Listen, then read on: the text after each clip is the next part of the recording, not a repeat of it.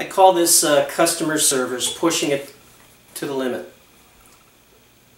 Everybody knows that word of mouth is the most important aspect of customer service, because someone who has taken your product or service and referred you are more likely to elicit a better response than plain advertising. So do something extra to get people talking about word of mouth.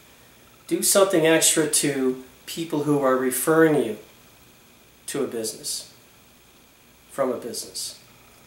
Little gifts mean a lot, even a note, handwritten note.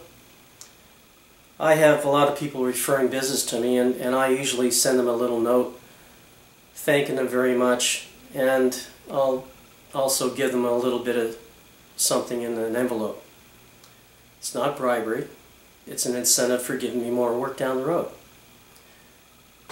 Use the seasons to promote your customer service. Like if you've got customers, let's say you're a landscaping company, you've got customers that you know from June till September you're going to be doing a lot of work for. Give them some value-added services. For instance, send them a newsletter with optimal things they should be doing each month to benefit their yard, to benefit the experience that you give them when you're called in to do the work. For instance, eaves of your roof. How about working on building that rock garden in the winter when there's nothing happening? Those are the things. 6 little words that are important for customer service. How did you hear of me? I really want to know this because that's how I target my marketing. And like I said, if it's from referrals, then you're doing really well. I ran across a guy in New York. He was in the New York Times a few months ago. He was at the bottom of a list of spa dealers in New York, selling hot tubs and such.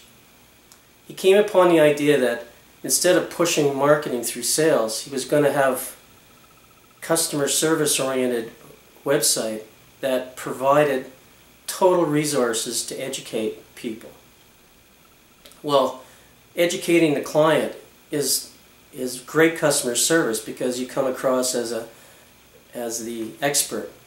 Well, within no time he was #1 in his sales for New York City, which is unbelievable. And the New York Times picked up on him, which even made it better. Create a database for your mailings. You can use Aweber, or you can use any other program that collects databases for you. How about doing co-ads with like-minded companies who think the way you do? Now remember, customer service is the name of the deal here, so just remember that if their customer service is totally AAA and yours is too, then it might work as long as they're a complimentary business. I get happy birthday greetings but my dentist sends me a card it's just a postcard. Hey, we're thinking of you. My optician sends me a card with a $75 credit on it. When you're buying $800 glasses with vision problems like I have, that goes a long way.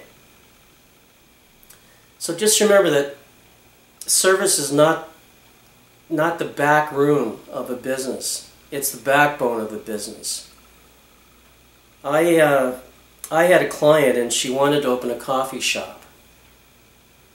Coffee shops are great. You know, it's a place to meet people. It's all about customer service. It's all about knowing the customer's name. Well, after talking to her, I realized we had a bit of a problem. She doesn't like talking to people. In fact, she doesn't like customers. Her idea of owning a coffee shop is to have someone else at the cash, and she was going to be in the back doing books and marketing and what? Well, we had a long talk about that. She needed a partner. Just remember that great service is measured by client satisfaction, not profit. And if you want to think of advertising and marketing opening the door to your business, service keeps it going. I have a guy who thinks being self-employed means that he can pick and choose his hours. Well, the level of commitment to your company is indicated by how many hours you're available to it. He's not a client because I just couldn't imagine working with him, but he checks his phone messages and emails at 9 o'clock every morning. And he turns his phone off except to make calls until he gets home at 5. What? What do people do? Leave a message and expect... People want immediacy these days. So, it comes down to customer satisfaction is number one. So you have to treat your customers fairly. You have to give them satisfaction no matter what. And one friend of mine told me that you just treat your customers like your mother and you'll be fine.